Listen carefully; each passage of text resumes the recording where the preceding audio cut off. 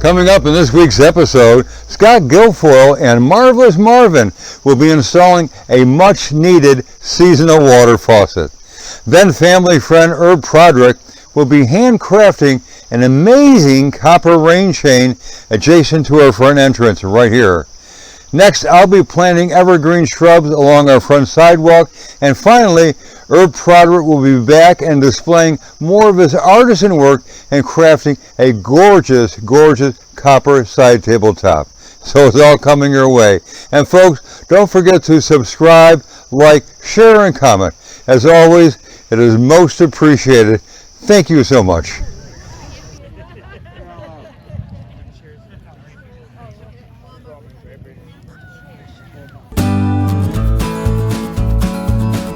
Well, here's another "you got to be kidding me" that takes place fairly frequently when you're dealing with this old house here.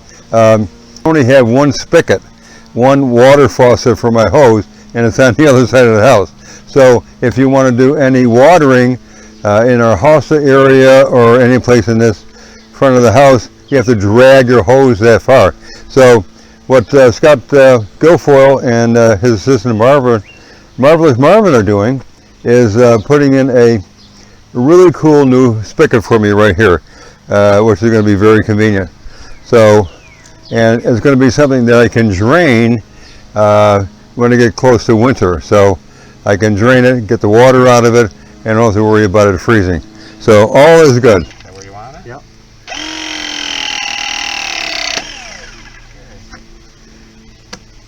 So what Marvin is doing now is he's covering up that flexible line, and so we don't see it, which is nice.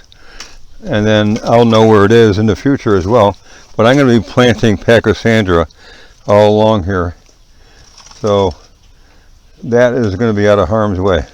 Okay, so Marvin's got the distribution box in place, and he put some pea gravel at the bottom, and now they'll make the connection, and that'll be the midpoint on both these lines, and that's where I can drain things. So Marvin is tightening the coupling, I guess, the connection for those lines. And then the water source is just above that gas line, and what that does, it actually goes into that small bathroom off our kitchen, the world's smallest bathroom, and we're going to make a connection on the floor where the water actually comes in and supplies the toilet. So there's a lot of work to be done just to put a spigot on the other side of the house. Who would have thought?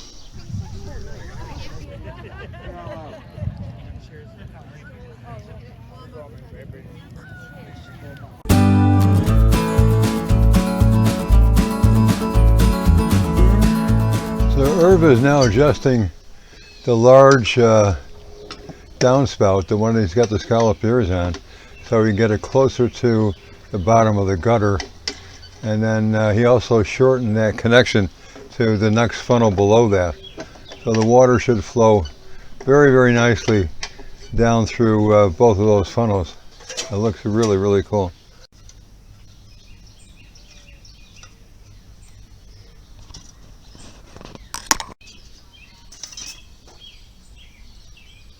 This fuzz sticks to the house. I know it does. And then I have to make a piece of copper to go down to the bottom to fasten this here. So Irv is getting ready to solder that pig's tail to the bottom of the pan. Bring that up and hook it into there, and then I bend it over on the underside, just like I did up above. I love it. I think it's really beautiful. I think Irv did a great job. So that'll steady the whole rain chain, regardless of the weather. I wonder how it looks with the rain coming through. We put a hose up there.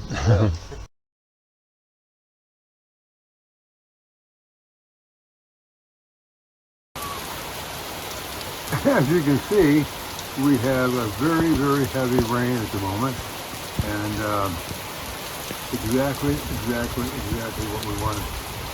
Very beautiful. Kudos to Irv Prodrick. Not bad job for an electrician, huh?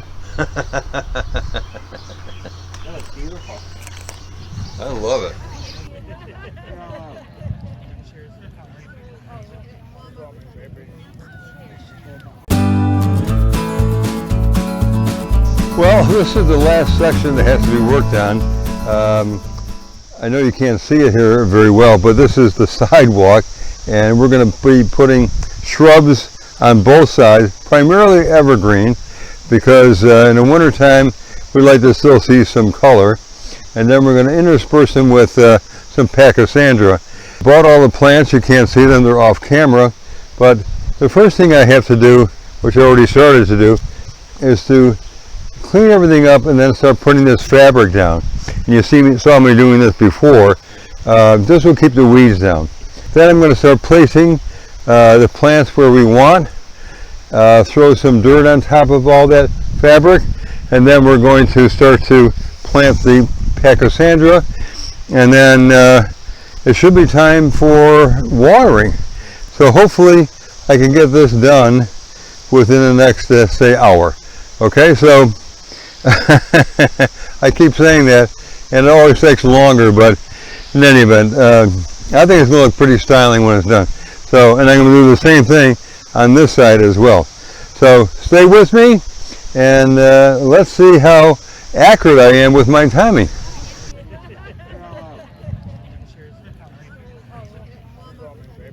Now remember that time schedule that I was on? I was telling you about it earlier. I'd have this done in what? I don't know what I said, but like an hour or something. Not even close. It's a good 3 hours later, and what I accomplished is putting the fabric down. Barb and I placed the plants where we would like to have them, and then in this wheelbarrow in front of me, I was able to mix my fertilizer on steroids, the 3 different types, the cow manure, the lobster and crab compost, and the all-purpose potting soil. So the next thing I'm going to do is I dug a hole here, and I have a sedum plant, which is absolutely beautiful, by the way, and that's going to go right here. It requires full sun. Now the trick here, sometimes it's sunny towards the end of the day.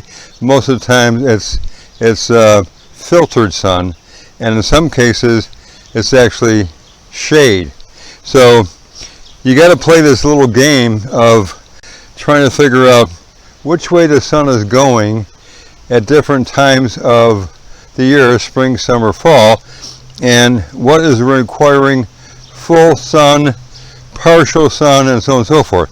So we think we've got that, all right? Now what I'm going to do is I'm going to bring my sedum over here, and I'm going to give a good generous couple spadefuls of my fertilizer, and then we're going to plant all the rest of them exactly the same way. So it's getting close to cocktail time.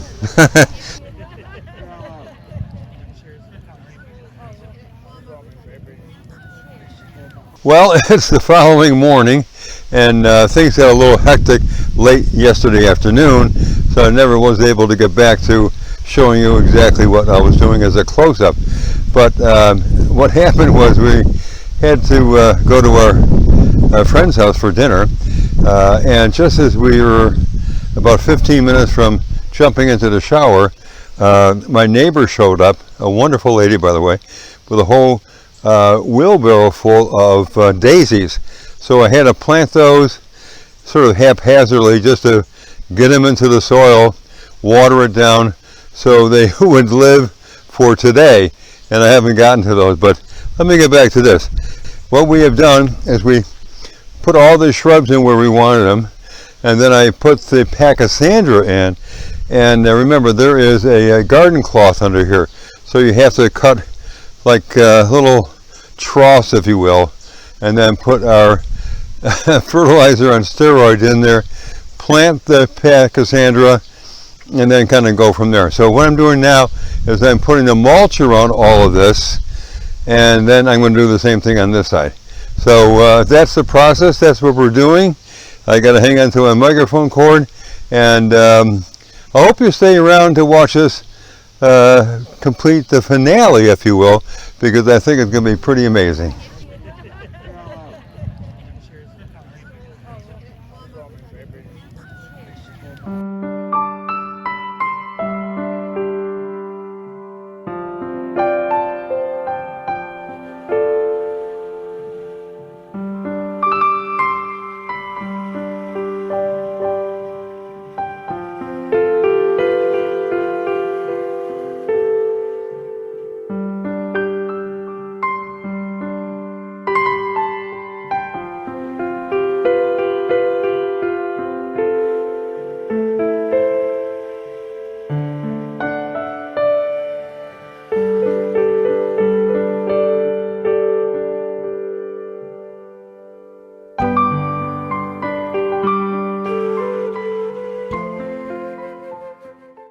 Barb and I lived in the Naples, Bonita Springs area of Southwest Florida for 24 years before we decided to come back to upstate New York. We had previously owned a home in the small little hamlet of Pulteneyville, about 20 miles east of here on Lake Ontario. And then we restored our home in Bonita Springs. So this is our third home as far as a restoration is concerned. And by far it is, I think, the one closest to our heart.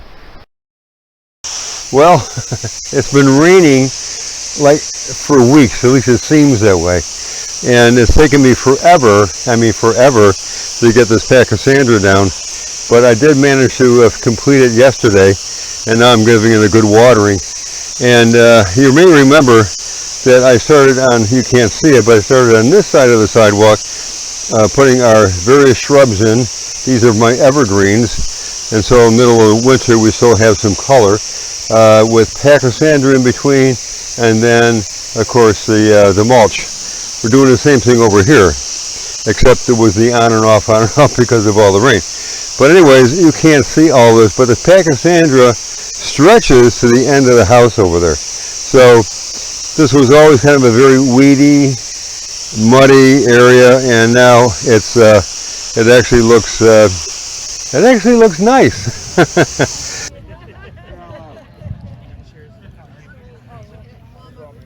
Well, I hope you enjoyed episode 19. Coming up next week, I'll be preparing our 2 Medina stone knee walls for planting. Then I'll be putting a 3-season array of blooming beauties in the sunny knee wall garden. And next I'll be planting a colorful assortment of hostas in the shady knee wall garden. Plus a number of other fun autumn projects will be coming your way, so stay where you are. And don't forget to subscribe, like, share, and comment. As always, folks, it is most appreciated. Thank you so much.